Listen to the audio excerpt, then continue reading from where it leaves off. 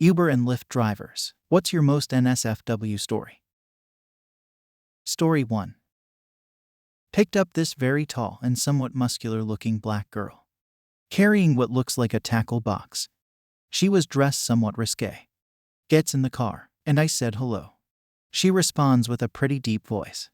We started the trip, and she was telling me that she was on her way to do makeup for one of her friends. And her phone rang.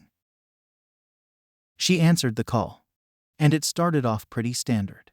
I wasn't really paying attention. Suddenly I just hear, "Girl, what are you worried about? You have a great-looking clit." All right then, where's this going?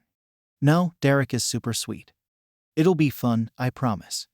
No girl, he's just gonna come through the doors. Yes, I'll be there.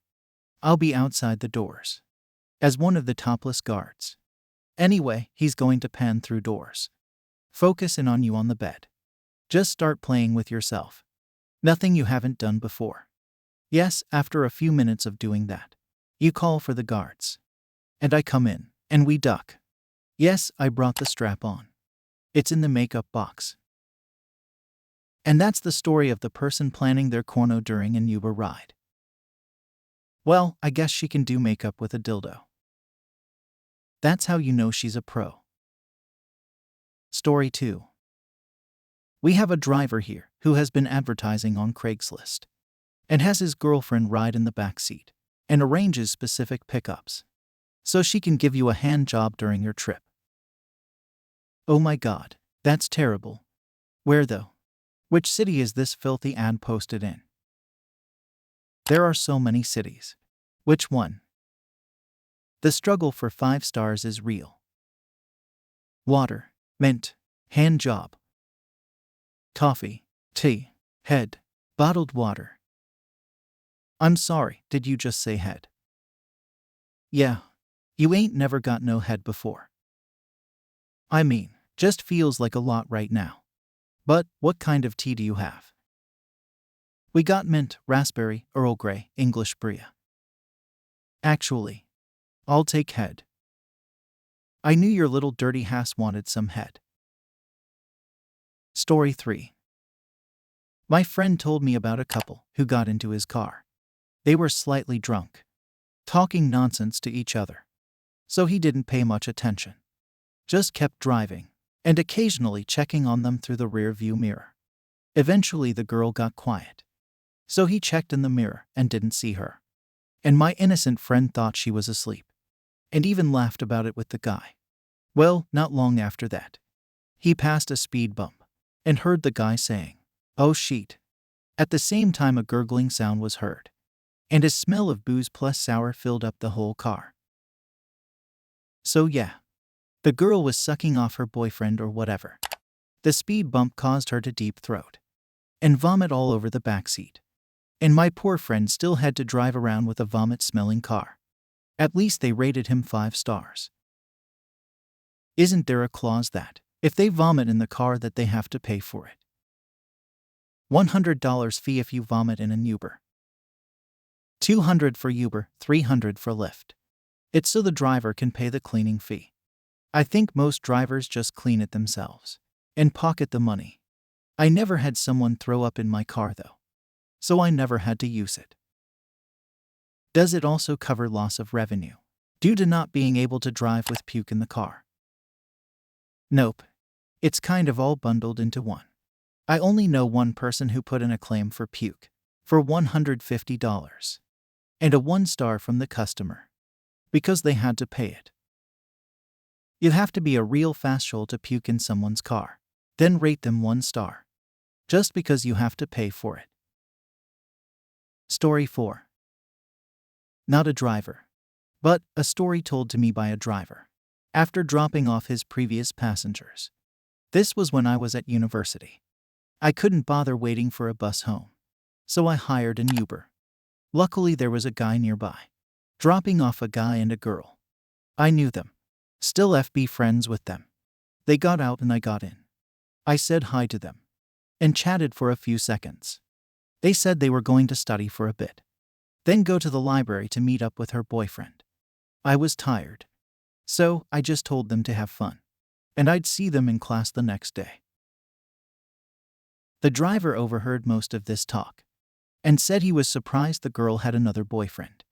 I asked why, and he said she and the guy who was just with her were being very flirty, touchy, and kissing on the way over. I was gobsmacked a little, saying no, that's impossible. I laughed a bit and told him he must have imagined it. He said no. He saw them being very affectionate with each other. I'm just sitting back there shocked and not knowing what to say. He said, I'm sorry to tell this to you, but your friend might be kind of a SLUT if she's cheating on a boyfriend. I'm still trying to process what I've been told. A little while later, he drops me off at home. Before I get out, I tell him, I'm sorry. I seem a bit shocked. But, my friends, the guy and girl you just dropped off at the university, they're brother and sister. He was like, duck off, you serious? Almost as shocked as I was. I wasn't completely sure whether what the driver told me that day was the truth or not. For a while I convinced myself he was bullshitting me and knew they were brother and sister. But I noticed other stuff afterwards that kinda confirmed it. Hello everyone. Before continuing the video, I am thrilled to announce that our YouTube channel now offers a membership program. By joining our channel as a member, you will gain access to exclusive perks and benefits that are not available to regular viewers. To become a member, simply click the join button on my channel homepage or under any of my videos. Memberships start at just $3.99 per month and can be canceled at any time. Thank you for being a part of our community, and we hope to see you as a member soon. Story 5. I don't drive for either of those companies, but I had a pretty bizarre fare once. I picked up a guy and a girl midday Saturday for a short ride, couple of kilometers. The girl seemed drugged out of her mind and was wearing somewhat revealing clothing, so it was pretty clear they'd been partying the night before. While driving, I picked up their conversation, which they were not even attempting to hide. It was pretty clear that the guy had a girlfriend who was not the girl in the car, and that he had just hooked up with this girl. They were currently heading to his girlfriend to explain what had happened. To be clear, he is bringing the girl he was unfaithful with along to explain to his girlfriend that he just ducked her. He tipped well though. Should have hung around. Chances are they would have needed another ride shortly. You don't need those blood stains to know how it ends. Now there's a man who thinks a threesome offer is an apology. My ex once asked me which of her friends I wanted to have a threesome with.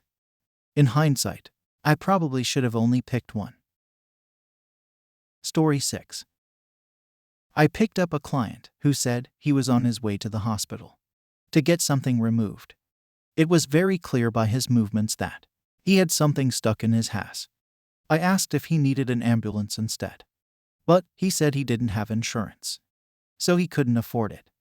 After I dropped him off and helped him in, I got back in the car and looked back to find a blood stain on the seat. The morals of the story are: 1. If you're poor, don't shove things in your ass that can get stuck. 2. Never get light gray upholstery in your new car. You have to pay for ambulances. No lesson there about getting Uber to charge the guy for the cost of getting that cleaned. I didn't charge him. I honestly felt bad for him more than anything else. He seemed like a nice guy, and if he was really in such a hard time financially that he had to take a bumpy Uber ride with something inside him, I couldn't do that to him. So I got it cleaned myself. Story 7. I did a little over 500 trips for Uber last year, and the only thing remotely NSFW I experienced was this really hot girl asked me to zip up the back of her dress when I picked her up. That. I feel this is the most real response in here. I was a bouncer, and the amount of girls who asked me to do that was surprisingly high. One girl even gave me a peck on the cheek afterwards, which could have got me fired.